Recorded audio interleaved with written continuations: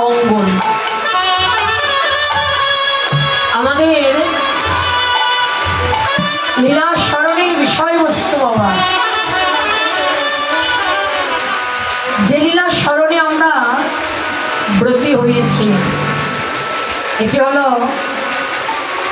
মধ্যাহ্নকালী লীলা শ্রীমতী রাধারানীর সূর্য পূজা। দেখুন, শ্রীমতী রাধারানী সখীদেরকে সঙ্গে করে নিয়ে যাবেন সূর্য পূজা করতে। আসলে তিনি কি সূর্য পূজা করতে যাবেন? শাস্ত্রে বললেন রাধারানী যাবেন ভানু পূজার ছলে কালু পূজা করতে। সূর্যের কিন্তু অনেক নাম, উষা, ভেলো, দিগমণি, অরুণ, তপন, রবি। সময়সূচি অনুসারে নাম হলো তিনটি মা, অরুণ, তপন আর একটি হলো রবি। রাধারানী যাবেন ভানু পূজার ছলে কালু পূজা করতে। সূর্যের এক নাম হলো ভানু, অর্থাৎ সূর্য পূজার ছলে আমার গোবিন্দ পূজা করতে যাবে। রাধা কুণ্ডের তীরে আমার রাধা গোবিন্দের মিলন।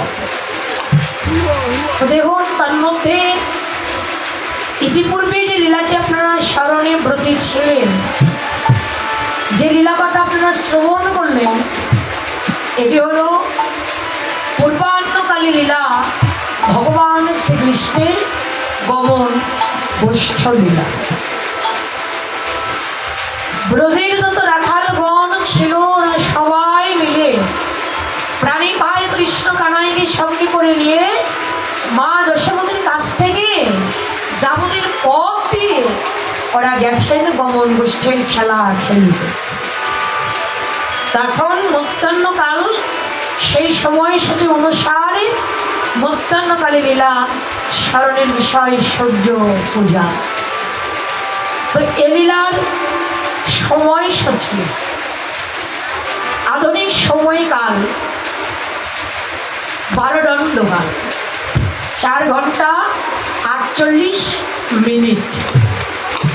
এ লীলার স্মরণকালে এই অনন্ত অনন্ত কোটি সাধুগুরু বৈষ্ণব ভক্ত মণ্ডলীগ আর লীলার সাধনকারী হল আমার কলিযুগ অবতার পতিত পাবন করুণার সাগর কৃপার সাগর শ্রীমান গৌরাঙ্গ মহাপ্রভু। তো দেখুন, ছিল নরোত্তম দাস ঠাকুর মহাশয়,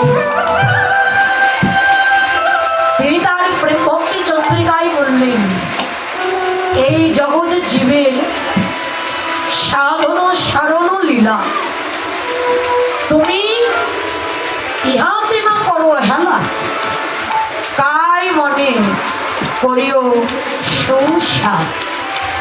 দেখবেন বাবা, এই অনন্ত কোটি জগৎ জীবের এই লীলা মা স্মরণই হলো একমাত্র ভজন, ভাবনাই হলো অন্তরের একমাত্র ভজন। শাস্ত্র বললেন যে যত বেশি করে ভগবানের নাম লীলা, ভগবানের রূপ গুণ যে যত অন্তরে স্মরণ করবে, যে যত ভাবনা করবে, তার ততই ভজন হবে। দেখুন, একটি কথাই বলে, মন গুণে ধনে কৃষ্ণ গুণে নারায়ণ। যার যেমন মন, সেই মন অনুযায়ী কিন্তু ধন লাভ করে থাকে বাবা। তো যার যেমন ভাবনা, সেই ভাবনা অনুযায়ী এই জীবনে তার ভজন হয়ে থাকে। আমার মনে মুখে ভগবানের নাম নেই, অন্তরে লীলা কোনো স্মরণই নেই, আমি শুধু বেশ ধারণ করলাম আর আমার ভজন হয়ে গেল, কখনোই না। বললেন তুমি অন্তরে অন্তরে ভাবনা করো, অন্তরে অন্তরে লীলা স্মরণ করো, দেখবে তোমার ভজন আপনি হয়ে যাবে।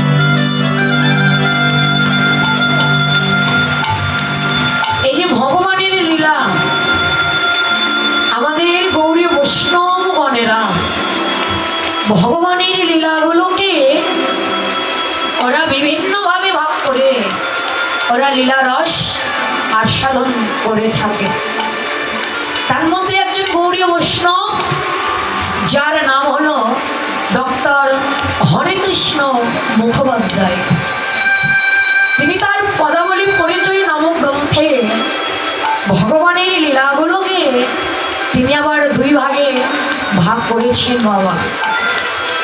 একটা হলো নিত্য লীলা আর একটি হলো নৈমিত্তিক লীলা। তো নিত্য লীলা নৈমিত্তিক লীলা কাকে বলে না, নৈমিত্তিক লীলা যে লীলা ভগবান শুধু একবার করেছেন, যে লীলা ভগবান একবার করেছেন দ্বিতীয়বার তিনি আর করেনি। যেমন ধরুন নৌকা বিলাস, সবল মিলন, রায় রাখাল, চাঁদ ধরা, ফল ক্রয়, সকল ভোজন, মৃত্তিকা ভক্ষণ, এগুলো হলো নৈমিত্তিক লীলা। কেন না এই লীলাগুলো ভগবান শুধু একবার করেছেন, এই লীলা ভগবানের দ্বিতীয়বার আর করে নাই। আর নিত্য লীলা এই যে আজকে প্রাতকাল থেকে আপনারা যেগুলো লীলা স্মরণে ব্রতী ছিলেন, যে লীলা কথা আপনারা শ্রবণ করলেন, এই রাধা গোবিন্দের অষ্টকালের লীলা হলো একমাত্র নিত্য লীলা। কেন নিত্য লীলা না, এ লীলা মা প্রতিদিন প্রতিনিয়ত ভগবান সদাই সর্বদাই করে চলছেন। এই লীলা প্রতিদিন প্রতিনিয়ত ভগবান করে চলছেন। তাই তো শাস্ত্রে বললেন অদ্যাবধি সেই লীলা করে গোড়া রায়, কোন কোন ভাগ্যবান ভাগ্যবতী জীব এ লীলা দেখিবারে পায়। কি বললেন? কোন কোন ভাগ্যবান ভাগ্যবতী না, যাদের ভজন আছে, যাদের সাধন আছেন, ভজন যোগ্য দেহ যাদের, আপন আপন ভজনের বলে, আপন আপন সাধনের বলে তারাই একমাত্র ভগবানের লীলা দর্শন করতে পারে। দেখুন আজ সরধনী গঙ্গার কূলে যিনি হলেন বিষ্ণুপ্রিয়ারই প্রাণবল্লভ, যিনি হলেন গদাধরীর পরাণ বধূ, যিনি হলেন এই অনন্ত কোটি জগৎ জীবের ভক্তের অধীন ভগবান, যিনি হলেন নদিয়া নাগরিকগণের গৌরাঙ্গ মহাপ্রভু, আজ সেই ভগবান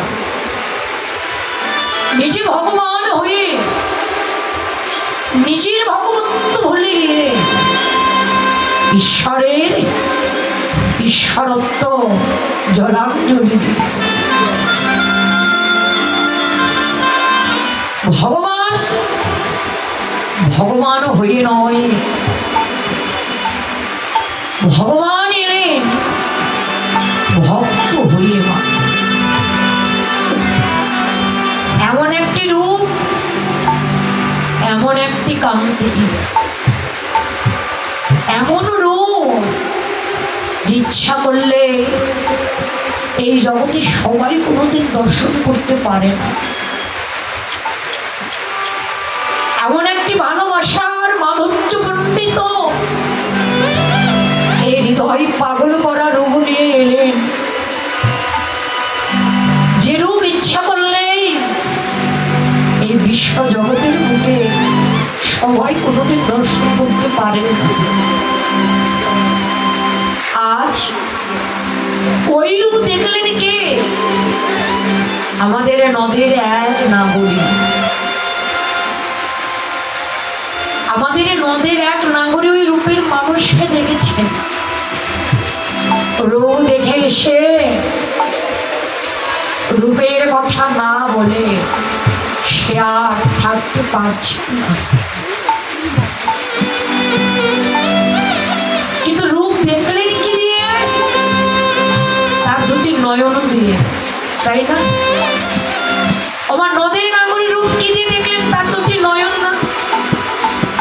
দুটি নয়ন, আমারও দুটো নয়ন। তাহলে বলুন তো, মনে কি প্রশ্ন জাগে না? সে তার দুটি নয়ন দিয়ে রূপের মানুষকে দেখতে পেল, আমার যে দুটো নয়ন, আমি কেন আমার এই নয়ন দিয়ে ওই রূপের মানুষকে দেখতে পেলাম? একই প্রশ্ন জাগে না বাবা, বলুন তো? তারও দুটো নয়ন, আমারও দুটো নয়ন, সে তার নয়ন দিয়ে দেখতে পেল, কিন্তু এখনো এই জীবনে আমি কেন পারলাম না? বৈষ্ণব কবি বললেন, হে নদীবাসী ভক্তগণ, নদের নাগরী যে নয়ন দিয়ে দেখেছে, নদের নাগরীর নয়ন আর এই অনন্ত কোটি জগৎ জীবের নয়ন বাবা হয়তো আপনাদের না, আমার যে দুটো নয়ন, আমার যে নয়ন বিধাতা আমায় যে দুটো নয়ন দিয়েছে, আমার এই দুটি নয়নের মধ্যে আর নদীর নাগরী নয়নের মধ্যে বাবা অনেক পার্থক্য। পার্থক্য কি? ও বাবা, আমার যে নয়ন, এই দুটি নয়ন হলো মা লালসার নয়ন। ও মা, আমার এই দুটি নয়ন হলো কামনা বাসনার নয়ন। আমার এই দুটি নয়ন হলো সাধারণ নয়ন, আর নদের নাগরে নয়ন হলো ভক্তির নয়ন। নদের নাগরীর নয়ন হলো অনুরাগের নয়ন, প্রেমের নয়ন। ভগবানের রূপ হলো একমাত্র ভক্তি, ভগবানের রূপ হলো প্রেমের রূপ। ও বাবা, ভক্তি রূপ প্রেমের রূপ, এই লালসার নয়ন দিয়ে তো কোনোদিন দেখার সৌভাগ্য হবে না। ভক্তি রূপ প্রেমের রূপ দেখতে চাইলে তো ভক্তি নয়নের উদয় হইতে হবে। কেননা জগৎ জীবের যত কিছু থাকুক না কেন, বললেন জ্ঞানে কর্মে যোগে ধর্মে নয় কৃষ্ণ বশ। কৃষ্ণবশ হেতু কেবল একমাত্র জীবের এই অন্তরের প্রেম ভক্তি রহস্য। জ্ঞানে নয়, পাণ্ডিত্য নয়, রূপ নয়, যৌবন নয়, কোনো কিছুতেই নয় রে মা। ভগবানকে বাঁধতে চাইলে একমাত্র প্রেম ভক্তি দিয়েই বাঁধিতে হবে। ভগবানকে বাঁধতে চাইলে একমাত্র ভক্তি দিয়েই বাঁধতে হবে, নইলে কোনোদিন ভগবানকে বাঁধা যায় না। কারণ ভক্তি যেখানে আমার ভগবান সেখানে, ভক্তি যেখানে নেই আমার ভগবানও সেখানে নেই। যতই তোমার রাস ঐশ্বর্য থাকুক না কেন, ভগবান তো তাতে কখনো সন্তুষ্ট হয় না। ভগবান একমাত্র ভক্তের এই ভক্তিতেই কেবল সন্তুষ্ট হয়ে থাকে। তাই যদি হতো তো দেখুন, দুর্যোধনের ঘরে তো ভগবান যেত। দুর্যোধন ভগবান শ্রীকৃষ্ণকে নিমন্ত্রণ দিয়েছিল, কিন্তু ভগবান শ্রীকৃষ্ণ তো দুর্যোধনের গৃহে যায়নি, গিয়েছিল কার ঘরে? বিদুরের ঘরে। বিদুরের ঘরে গিয়েছিল। বিদুরের ঘরে তো কিচ্ছু ছিল না। ভগবানের কৃষ্ণকে বসতে দিবে, এই বসতে দিবার মতো বিদুরের ঘরে এমন কোনো জায়গা বা কোনো জিনিস ছিল না। কিন্তু তবুও গিয়েছিলেন। কেন গিয়েছিলেন? না, সেখানে ছিল হৃদয়ে ভরা প্রেম আর হৃদয় ভরা ভক্তি। ভক্তি যেখানে ভগবান সেখানে। ভগবান তো নিজেই বলেছেন যে আমার হয়,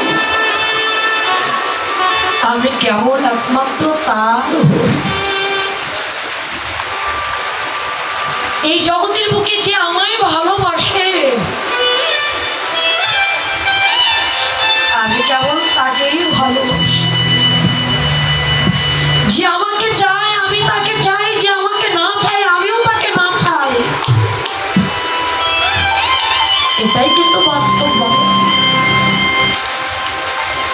যে আমাকে চায় আমি তাকে চাই, যে আমায় না চায় আমিও তাকে না চাই।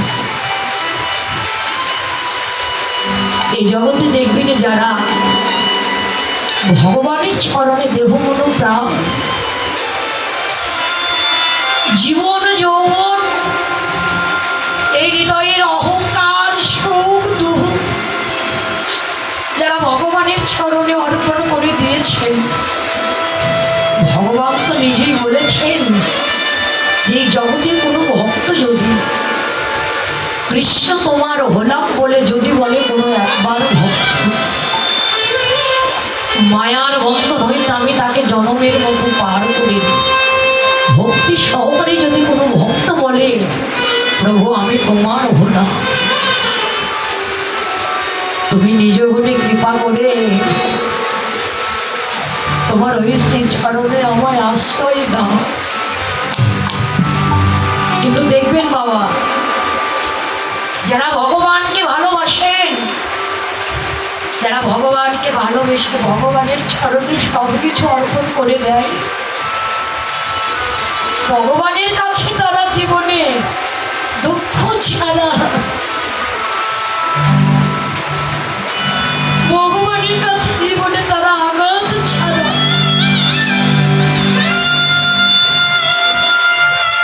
ভগবানের কাছে তারা নয়নের জল ছাড়া এ জীবনে তারা ভগবানের কাছে কিচ্ছু পায় না বা চায়ও না। যারাই ভগবানকে ভালোবেসেছেন এ জীবনে তাদেরকে সারা জনম শুধু কাঁদতেই হয়েছে।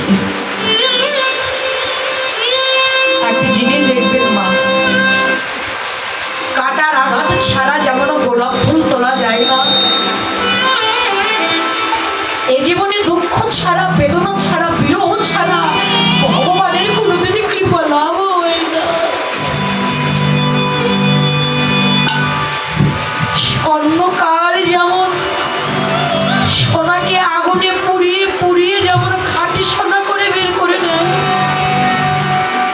আমার ভগবানও তেমনি ভক্তকে তার প্রেমের আগুনে পুড়িয়ে পুড়িয়ে তাকে খাঁটি ভক্ত করে বের করে নেয়। কিন্তু ওই ভক্ত ভগবানের কাছে কিচ্ছু চাই না, চাই শুধু সারা জীবন দুঃখ। কারণ আঘাত না পেলে, দুঃখ না পেলে তো ভগবানকে ভুলে যাব, ভগবানকে তো কখনো ডাকবো না। যার প্রমাণ আমাদের মহাভারতের কুন্তী মাতা। 18 দিনে যুদ্ধ শেষ, এবার প্রভু ভাবলেন আমার প্রয়োজনও শেষ, আমি আর এখানে থেকে কি করব। তাই হস্তিনাপুরের সমস্ত ভক্তদেরকে ডেকে ডেকে বলছে, গো তোমরা এসো, তোমরা এসে চেয়ে নাও কার কি প্রয়োজন। আজকে যে যা চাইবে আজ আমি তোমাদের তাই দান করে দেব। কেউ এসে বললেন প্রভু আমায় ধন দাও, প্রভু আমায় ধন দাও, প্রভু আমায় নাম দাও। সবাই শুধু বলছে আমায় দাও আর দাও। কিন্তু এক দক্ষিণ মা দূরে দাঁড়িয়ে নয়ন জলে মুখ ভাসিয়ে দিয়ে কাঁদছেন আর ভগবানের এই দৃশ্য দেখছেন। ও বাবা, ভগবানকে ভালোবেসে ভক্ত যেখানেই কাঁদুক না কেন, পাহাড়ের মধ্যেই কাঁদুক, ঘরের ভিতর থেকেই কাঁদুক, আর জঙ্গলের মধ্যে থেকেই কাঁদুক, তার নয়নের জলটা যদি সঠিক হয়, অন্তরের ছাওয়াটা যদি সঠিক হয়, ভগবান তার কাছে ছুটে যাবে, ভগবান তার কাছে যেতে বাধ্য। ভগবান তো সব সইতে পারেন, ভক্তের নয়নের জল তো কখনো ভগবান সইতে পারে না। কুন্তী মাতা যখন কাঁদছেন, এবার ভগবান কৃষ্ণ কুন্তী মাতার কাছে গিয়ে তার নিজের হাত দিয়ে চোখের জল মুছে দিচ্ছেন আর বলছেন, পিসিমা, ও পিসিমা, তুমি অমন করে কাঁদছো কেন? তোমার তো কাদার দিন শেষ, তোমার তো কাদার দিন শেষ, তুমি কাঁদছো কেন? পিসিমা, তুমি না রাজমাতা, তোমার পঞ্চ পাণ্ডব এরা হয়েছে রাজা, তুমি হলে রাজমাতা, রাজমাতার চোখে কি জল শোভা পায়? পিসিমা, চোখের জল মোছো। কুন্তী মাতা বলে, কৃষ্ণ, সত্যই কি আমার কাদার দিনে শেষ হয়ে গেছে বল? হ্যাঁ পিসিমা, সত্যই তোমার কাদার দিনে শেষ হয়ে গেছে। আগে রাজ্য ছেড়ে বনে বনে ঘুরেছ, কতদিনে খেয়েছ, কতদিন না খেয়ে দেখেছ, তাই কত কষ্ট পেয়েছ, তাই কেঁদেছ। এখন তো তোমার আর সেই দিন নেই, তুমি হলে রাজমাতা, রাজমাতার চোখে তো জল শোভা পায় না। কৃষ্ণ, কিন্তু তুই যে কিছুক্ষণ আগে বললি রে বাবা যে তোর নাকি যাওয়ার সময় হয়ে গেছে, এই কথাটা তুই কেন বললি বলতো? এই কথাটা তুই কেন বললি যে তোর যাওয়ার সময় হয়ে গেছে? কেন পিসিমা?